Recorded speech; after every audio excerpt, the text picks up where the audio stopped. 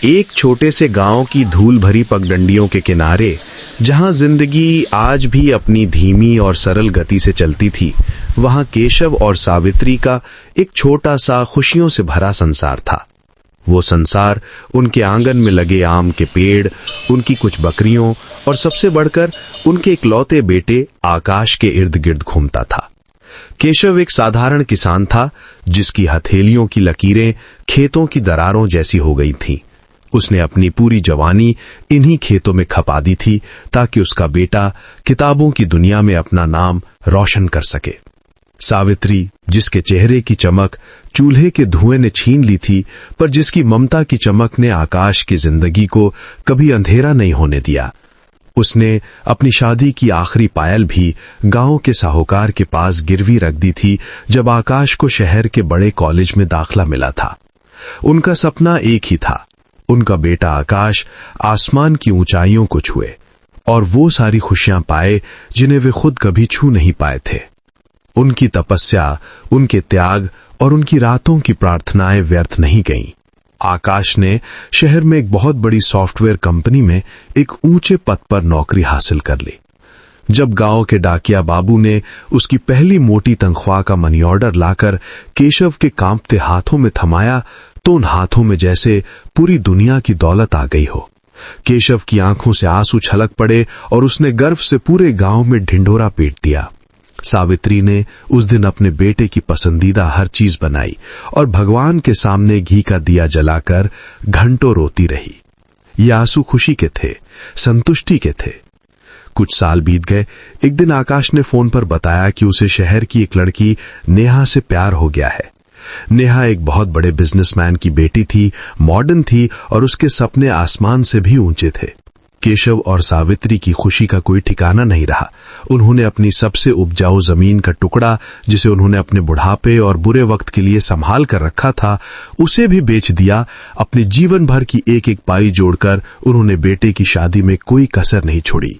उन्हें लगा अब उनके घर की लक्ष्मी आ गई है, जो उनके बुढ़ापे की लाठी बनेगी और घर को स्वर्ग बना देगी। शादी के बाद जब नेहा पहली बार गांव आई, तो उसने अपने दिखावटी व्यवहार से सबका मन मोह लिया। वह सावित्री के पैर छूती, केशव को पापा जी कहकर बुलाती। सावित्री तो उस पर अपनी जान छिड़कती थी। वो उसे अपनी बेटी से भी बढ़कर प्यार करती, उसे घर के हर काम से दूर रखती, ये सोचकर कि मेरी बहू शहर की है, थक जाएगी। लेकिन नेहा के मन में एक जहरीला नाग कुंडली मारे बैठा था। उसे गांव की सादगी, मिट्टी का घर और सास ससुर के सीधे साधे कपड़े एक जिल्लत की तरह लगते थे। जल्दी ही नेहा ने अपना असली रंग दिखाना शुरू कर दिया। वो हर रात आकाश के कान भरने लगी। आकाश, वो अपनी रेशमी आवाज में जहर घोलती, हम कब तक इस गटर जैसी जिंदगी में रहेंगे? तुम्हारे माँ बाप हमें कभी अपनी जिंदगी जीने नहीं देंगे। वे तो अनपढ़ गवार लोग हैं। हमें शहर में अपना एक आलीशान विला बनाना होगा।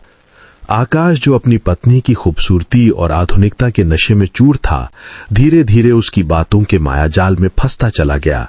उसे अपने माँ बाप के त्याग और बलिदान अब अपनी तरक्की के रास्ते के पत्थर लगने लगे थे। अत्याचार का सिलसिला छोटे छोटे तानों से शुरू हुआ। माँ जी, आपके हाथों से तो खाने में भी गोबर की बू आती है, नेहा हंसते हुए कहती। कभी वह केशव के फटे हुए कुर्ते का मजाक उड़ाती। पापा जी, आपके ये कपड़े देखकर तो हमारे घर का नौकर भी शर्मा जाए। एक दिन जब केशव बीमार पड़ा, तो नेहा ने उसे डॉक्टर के पास ले जाने से ये कहकर मना कर दिया कि बूढ़े लोगों की तो आदत होती है बीमार पड़ने की, इसमें पैसे क्यों बर्बाद करना। बात तब हद से गुजर गई जब नेहा ने आकाश के सामने एक बड़ी जिद रख दी। उसने कहा, मुझे शहर में एक ड्यूप्लेक्स खरीदना है और उसके लिए हमें बहुत सारे पैसे चाहिए। ये गांव का घर और बाकी बची जमीन बेचकर ही हम अपना सपना पूरा कर सकते हैं। जब आकाश ने ये बात अपने माता पिता को बताई, तो जैसे उन पर बिजली गिर पड़ी हो। केशव ने हाथ जोड़कर कहा, बेटा, ये सिर्फ घर नहीं, ये हमारी इज्जत है। हमारे पुरखों की आत्मा बसती है इसमें। इसे बेचकर हम जीते जी मर जाएंगे। सावित्री ने अपने आंचल में मुंह छुपाकर रोते हुए कहा, बेटा, हमने तुम्हें पढ़ाने के लिए अपना सब कुछ दांव पर लगा दिया। अब इस बुढ़ापे में हमें बेसहारा मत करो। लेकिन आकाश और नेहा पर जैसे शैतान सवार था। नेहा ने जहरीले शब्दों में कहा, तो क्या हम आपकी इस इज्जत के लिए अपनी पूरी जवानी बर्बाद कर दें? हमने भी कुछ सपने देखे हैं। आकाश, जिसकी इंसानियत मर चुकी थी, अपने ही पिता पर चिल्लाया, बस बहुत हो गया आपका ये रोना धोना। मैंने जो कह दिया सो कह दिया, ये घर बिकेगा। उस रात उस घर में रिश्तों का कत्लेआम हुआ। बहस इतनी बड़ी कि नेहा ने सावित्री का पूजा का सामान और रामकिशन की चारपाई उठाकर आंगन में फेंक दी।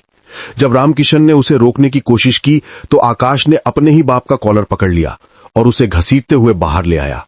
उन्होंने उनका छोटा सा संदूक, जिसमें उनकी कुछ पुरानी यादें और कपड़े थे, सड़क पर फेंक दिया और घर का दरवाजा हमेशा के लिए बंद कर लिया। रामचरण और पार्वती उस कड़ाके की ठंड में अपने ही घर के बाहर सड़क पर असहाय बैठे रहे। उनकी आंखों के सामने उनके बेटे का चेहरा घूम रहा था, जिसे उन्होंने कभी अपनी उंगली पकड़कर चलना सिखाया था। सुबह हुई और गांव वालों ने जब ये देखा तो हर कोई स्तब्ध रह गया, लेकिन रामकिशन ने किसी की मदद लेने से इनकार कर दिया। वो अपनी पत्नी का हाथ पकड़कर भारी कदमों से गांव से हमेशा के लिए चले गए। उधर आकाश और नेहा ने घर जमीन बेचकर शहर में एक आलीशान डुप्लेक्स खरीद लिया। उनकी जिंदगी पार्टियों और ऐशो आराम में गुजरने लगी। कुछ साल बाद उनके घर एक बेटे आरव ने जन्म लिया। वो अपने माँ बाप को पूरी तरह से भूल चुके थे, जैसे वे कोई बुरा सपना हो। लेकिन समय का चक्र जब घूमता है तो हिसाब बराबर कर देता है। एक अप्रत्याशित आर्थिक मंदी में आकाश की कंपनी डूब गई और उसकी नौकरी चली गई। देखते ही देखते उनका सारा बैंक बैलेंस खत्म हो गया। जिस बंगले को उन्होंने अपने माँ बाप के आंसुओं पर बनाया था, वो बैंक ने नीलाम कर दिया। अब वही नेहा, जिसके लिए आकाश ने सब कुछ किया था, उसे एक नाकामयाब इंसान कहकर दिन रात जलील करती। उनका जीवन अर्श से फर्श पर आ गया था और तभी उन पर सबसे बड़ा पहाड़ टूटा। उनका बेटा आरव एक ऐसी गंभीर बीमारी की चपेट में आ गया, जिसके इलाज के लिए डॉक्टरों ने एक बहुत बड़े ऑपरेशन की जरूरत है, जिसमें लाखों रुपए का खर्चा आएगा। आकाश और नेहा पूरी तरह से टूट चुके थे। उनके पास ना पैसा था, ना कोई सहारा। अब आकाश को अपने माँ बाप की याद आई। उसे अपनी भयानक भूल का एहसास हुआ। वो पागलों की तरह उन्हें ढूंढने लगा। कई महीनों तक शहर शहर, गांव गांव भटकने के बाद उसे एक बूढ़े आदमी से पता चला कि एक वृद्ध जोड़ा पास के ही शहर की एक झुग्गी बस्ती में रहता है। जब आकाश और नेहा उस पते पर पहुंचे तो उनकी रूह कांप गई। एक तंग और बदबूदार गली में उसका पिता रामकिशन, जिसकी कमर दोहरी हो चुकी थी, एक हाथ ठेले पर बोरियां लाद रहा था, और उसकी मां सरला, जिसके हाथों की चमड़ी गल चुकी थी, लोगों के झूठे बर्तन मांज रही थी। अपने माँ बाप को इस हालत में देखकर मोहन दौड़कर उनके पैरों में गिर गया और किसी बच्चे की तरह बिलक बिलक कर रोने लगा। मुझे माफ कर दो बाबूजी, मुझसे बहुत बड़ा पाप हो गया। नेहा भी सरला के पैरों में गिरकर अपनी करतूतों की माफी मांगने लगी। रामकिशन और पार्वती ने अपने बच्चों को उठाया और अपने सीने से लगा लिया। उनकी आंखों में गुस्सा या शिकायत नहीं थी, बस अपने बेटे और बहू के लिए वही निस्वार्थ प्रेम था। रामकिशन ने अपनी फटी हुई कमीज की जेब से एक मैली सी धागों से सीली हुई पोटली निकाली। उसमें कुछ 1000 रुपए थे, जो उन्होंने दिन रात की मेहनत से अपने कफन के लिए बचाए थे। उसने वो पोटली विजय के हाथ में रखते हुए कांपती आवाज में कहा, ये रख ले बेटा, हमारे पोते के इलाज में काम आएगी। हमारी चिंता मत कर। ये देखकर आकाश और नेहा की आत्मा जैसे मर गई हो। जिन माँ बाप को उन्होंने जीते जी मार दिया था, आज भी वे उनके लिए ही जी रहे थे। उस दिन उन्होंने अपने माँ बाप को वापस अपने साथ ले लिया। रोहन का ऑपरेशन सफल हुआ। आकाश ने एक छोटी सी नौकरी शुरू की और वे सब मिलकर एक छोटे से किराए के मकान में रहने लगे।